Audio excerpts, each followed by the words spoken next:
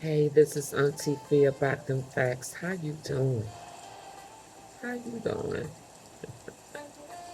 So listen, I've been thinking about something all night. I have not yet to go to sleep, and it is 5 something in the morning.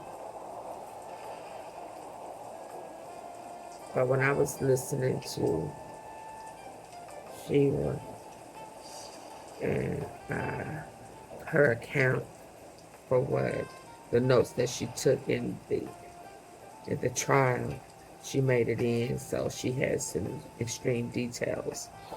And she saw some things. She saw some things in the courtroom. And she also made a note afterwards, later on when she was at home, that she got a message from somebody who was in the court. Well, she had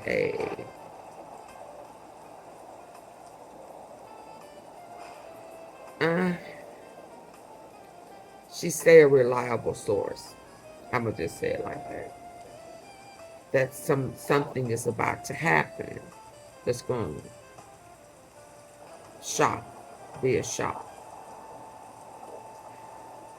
But earlier today, when I was read um, listening to her live, she made a comment. She wasn't she wasn't going to tell us, but she did, and it's implied like, oh, Pop here, Metcalf, who has his own abuse accusations against him, as if he may have been signaling one of those witnesses. Now, I've heard the rumors that the boys that was with him, and we listened to Hunter old interview where he said that when they was leaving the junior high school, the old coaches on their way back to the tent, excuse me, that it was him, his brother, and a couple of other guys. So when we hear about who stood over him or who was there to try to force Carmelo Anthony to leave, not just from up under the tent because of roasting, really, about the sorry football team that they had, which made sense to why when I heard Hunter say he turned around and asked who was he because he was talking reckless. But he was talking about their football squad. And yeah, the football squad. Oh, please forgive me. I have not went to sleep all night thinking about this. So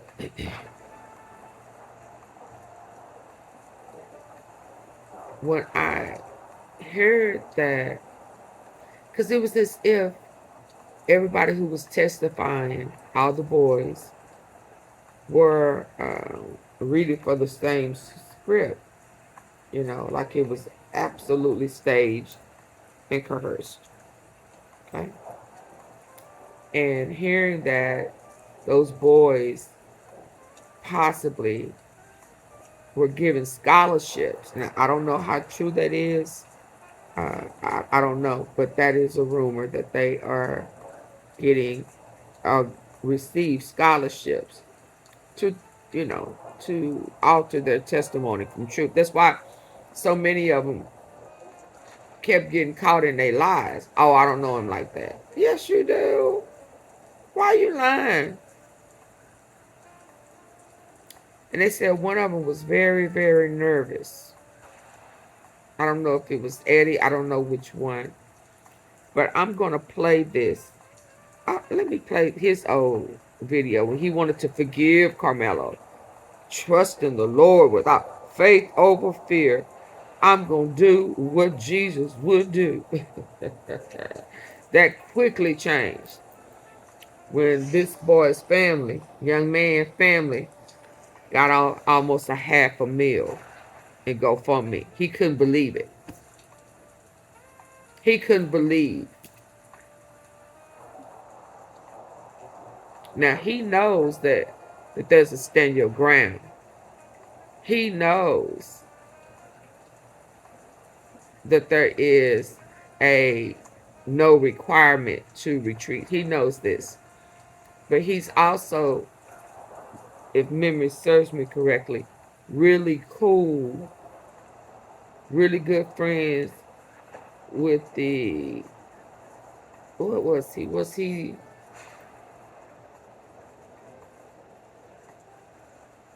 Attorney General? What was it? I have to look him up. He was the real pale guy with the real pink lips. Because I remember teasing about on the golf course. They was talking on the golf course. Inside joke. But let's hear what he said some time ago. I have two sons. All parents, people across this country I know are praying for your family. What happened here? I wish I could explain it. I don't have a full understanding of it, but my son was taken at a young age, and I'll never get him back. Unfortunately, it's over a trivial seating arrangement. And I received a phone call from one of the coaches that said my son had been stabbed, and I jumped in my vehicle and drove to the stadium and ran up there. And when I saw him on the gurney, he wasn't breathing. I knew he was gone. They were trying to revive him. They took him to the ambulance and took him to the hospital. In the meantime, I had to gather my other son, Hunter, and take us to the hospital where we await the word from the doctor. And my worst fears were confirmed. They weren't able to save him. It was reported that there was some chat or altercation, very short, about where the assailant was sitting under the tent where the competition was going on. But tell us about your son, Austin. I was struck to get barbecue for lunch, and I told them about how you'll be able to tell your kids about this day. Yeah. I may not be here, but you can say, this trip with your grandfather, we went out and I shot my first hog, and these memories. Wow. For me, hunting is all about, it's not about killing a animal, it's about the memories you create. Oh yeah, it's the kill. The trophies is what you cherish. So it was the best hunting trip ever.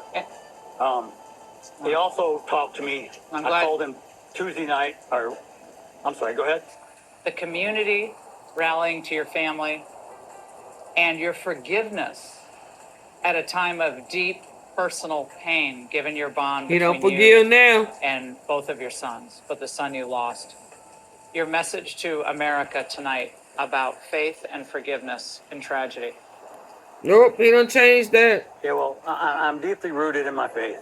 And without the Lord, I would not be blessed with my sons. I would not have the ability to be able to forgive. The thing about forgiveness is this: I don't forgive for the other person. I forgive for my own peace. I can't carry that around me. It would be like cancer. It would eat me up inside. So the Lord teaches us to forgive. True. Now, am I angry? Yes, I'm human. But I have to live with myself, so I have to forgive. And I'd like to tell what the world needs is more kind people. And if you can't find one, be one. I became very discouraged in the courtroom. There was a witness, but it wasn't, there was a witness that took the stand. And at the end, I quit taking notes because I knew. I said, I can't share this with the audience. They come to me for good note taking, and I can't write this down. There was a witness that took the stand. Let's listen. Oh, man. Okay, so let me So she had a comment that she read. It said, "Did a witness state that Eddie asked him to come over?" So she experienced something that she saw in the courtroom on a witness that was subpoenaed. Didn't want to be there. There was a witness that took the stand, and at the end, I quit taking notes because I knew. I said, I can't share this with the audience. They come to me for good note taking, and I can't write this down. There was a witness that took the stand, and it became very clear that based on the defense, he says, "We've called you several times, correct? Yes, and you've avoided our calls, and so have your parents." It became very clear to me that they subpoenaed this witness to be there. That's fine. You got him there. And initially, when the witness started to testify, I thought, okay, he's here now. He's going to tell his story. It was so obvious that this witness was looking at someone in the courthouse. Initially, I didn't really peg it as looking at someone. I was like, he's nervous. But he looked to the same spot in the courthouse. And it was looking at someone, same spot in the courthouse. Same spot in the courtroom. Please don't tell me it was you, sir. Wow. Okay, you have a question? Mimi? It's because at one point, I became very discouraged in the courtroom. There was a witness, but it wasn't. There was a witness that took the stand, and at the end, I quit taking notes because I knew. I said, I can't share this with the audience. They come to me for good note taking, and I can't write this down. There was a witness that took the stand, and it became very clear. Very clear. Based on the defense, he says, "We've called you several times, correct? Yes, and you've avoided our calls, and so have your parents." It became very clear to me that they subpoenaed this witness to be there. Forced him. That's fine. You got him there. And initially, when the witness started to testify, I thought, okay, he's here now. He's going to tell his story. It was so obvious that this witness was looking at someone in the courthouse. Initially, I didn't really peg it as looking at someone. I was like, he's nervous. But he looked to the same spot in the courthouse. And it was so distracting. Courtroom, that I thought it was somebody in the jury. And I thought, I'll be damned. I think he knows somebody in the jury. He could not stop, nor did he stop. So I'm trying to strain to see what juror does he know. And as I'm leaning back to get a better angle, and as the defense is asking him questions, I see Mr. Metcalf signaling him how to answer with head nods. Wow. Yes or no, based on the question. And at that point, I became so discouraged, and I stopped taking notes. Trying to I rig stopped it. taking notes. Because to me, it didn't matter. I was like, this isn't gonna be a transparent conversation. So I'm not gonna fool with it. I dropped my pen and I stopped. Will Karmelo testify? I have no idea. Wow. Question was, would you say Hunter Metcalf is a big guy? And as I was trying to lean back to get a better angle of the jury, you lean your head back when I'm turning. I saw Mr. Metcalf shake his head no, and the witness said no. Wow. I saw Mr. Metcalf instructing the witness.